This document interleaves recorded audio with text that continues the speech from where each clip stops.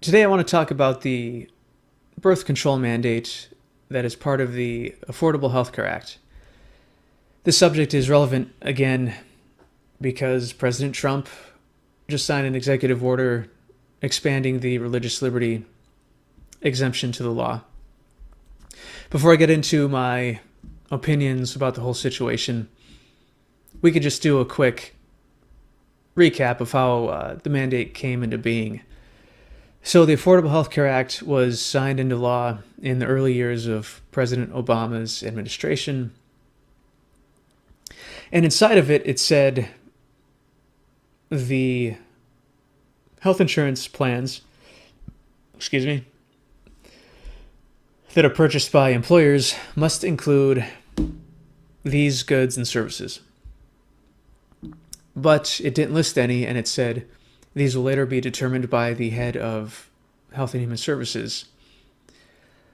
Well, the time came, and when the list came out, birth control was on the list of required goods.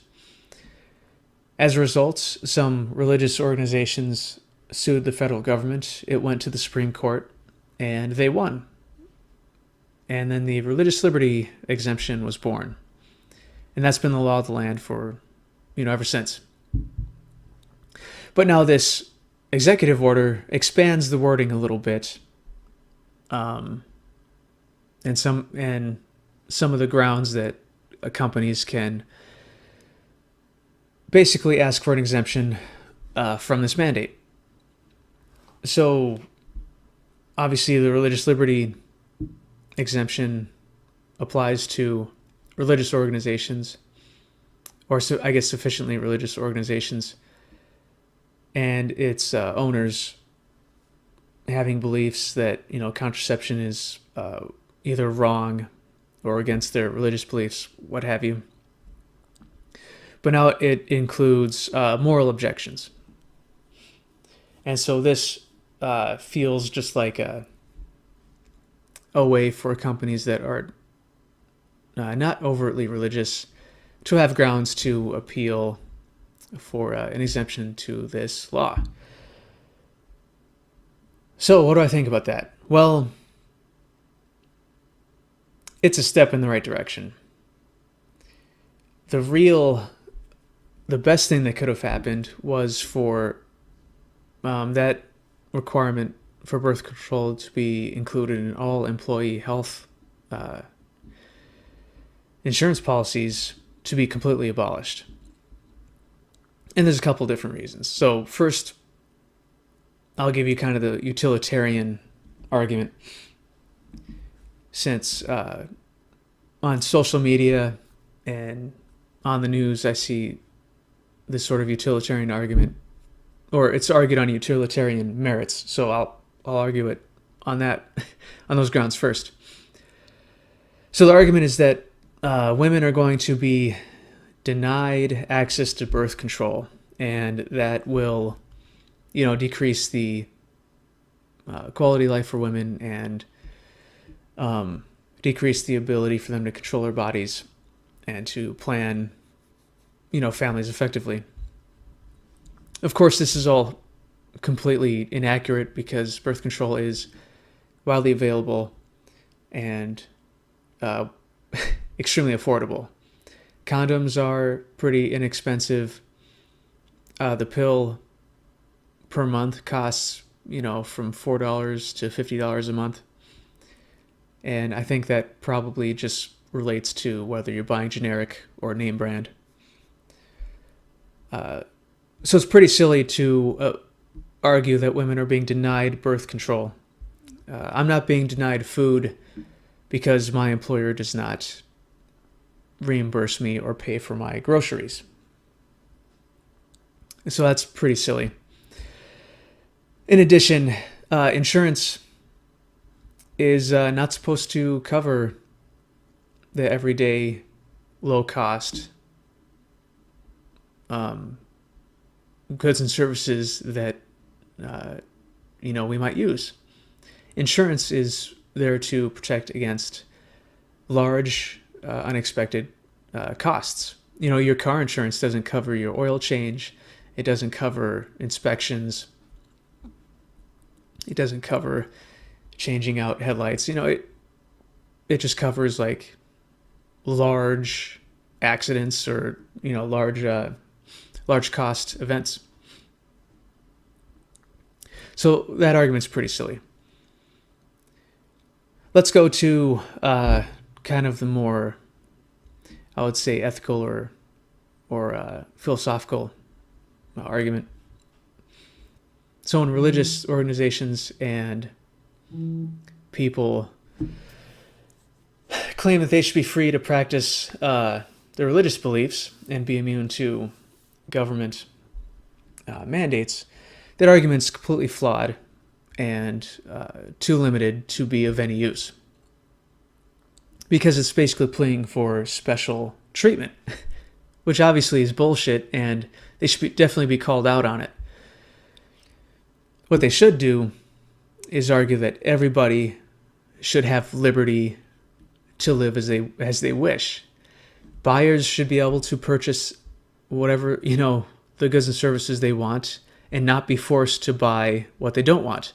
Sellers should not be forced to sell goods or services that they wouldn't normally otherwise would sell.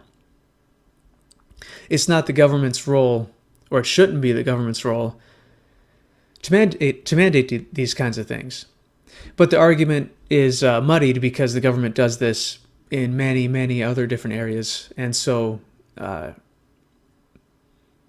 it ends up being kind of silly to demand that in this area the government should be hands-off when the government is hands-on virtually everywhere else, which is perhaps why the religious liberty argument holds enough weight, because it's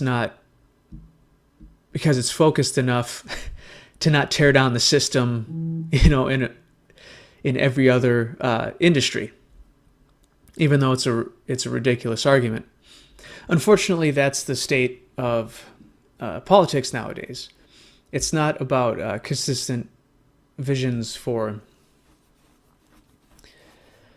how to organize society. Everything's been divvied up into special cases, and there are special interest groups for every case. And then, they win and they get their ideal philosophy put into place here, and then a different one here, and then a little bit different one here. So to argue for full economic freedom would definitely undermine most people's other beliefs about how their industries should be regulated or whatever mandates are placed upon them. Unfortunately, people don't really understand how the economy works, or even business. On Twitter, I saw this woman argue that other people aren't forced to pay for the birth control used by others. Well, unless you allow insurance companies to charge women different rates than men, then it will be the case that other people are subsidizing your use or women's use of birth control, because if you have to pay the same rates and those rates cover goods and services that they don't use, well, then it's just money being paid in to provide those goods and services to somebody else. And, and so obviously it's a form of slavery. I wouldn't even be, and that's the funny thing, like, I'm not even against like insurance companies covering those kinds of goods and services, the small, cost, more frequently used goods and services, that I think they should be obviously free to provide whatever kinds of policies they want to, and people should be able to purchase whatever kind of policies they want to. It's the coercion that's the problem, and it's this one-size-fits-all mentality that is the problem, and that is ruining healthcare in general. I mean, you can't even sell insurance across state lines in the U.S. think of the insanity. I mean, I don't know why health insurance would be so different from car insurance, or like sneakers, or like or TVs. Why is it any different, or insurance of any other kind? So, to those that fall on the left, please realize that the people of goodwill on the right that don't want this paid for do not want women to not have access to birth control, because they do right now. They object to coercively being forced to pay for goods and services that they wouldn't normally otherwise do. And I realize that they are arguing inconsistently, and they don't actually fully believe those reasons, because they don't apply it equally across their entire political view and paradigm. But they're right. And if you want, birth control to be given out free to those that want it, then donate to Planned Parenthood. Donate to organizations that do that sort of thing. Do it voluntarily. That is the highest moral and ethical thing that you could ever do. Charity is not charity if there's force involved, and you force other people to do it. It just makes you a tyrant. And if there are many things on the right that the Republicans and conservatives are tyrants about, but that doesn't give you a right to be a tyrant. Obviously, both sides doing the wrong thing doesn't fix any problems. That's about it. I want women to have access to whatever birth control they want. I just want to do it voluntarily.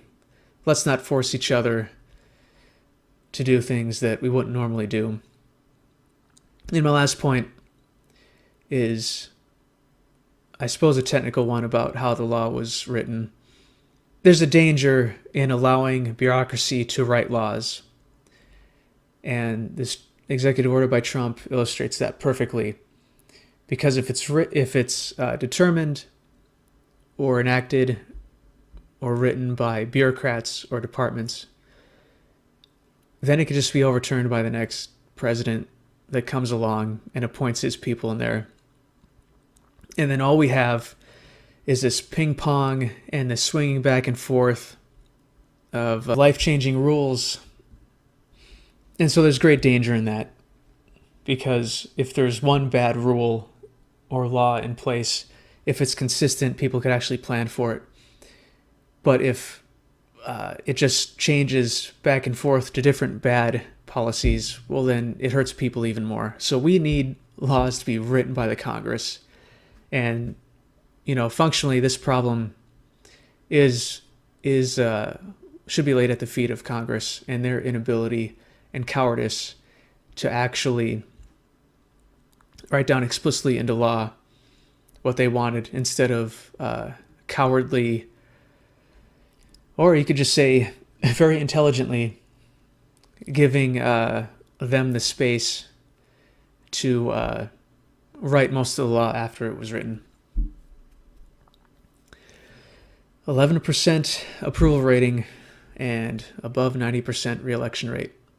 What the fuck are we doing? Peace.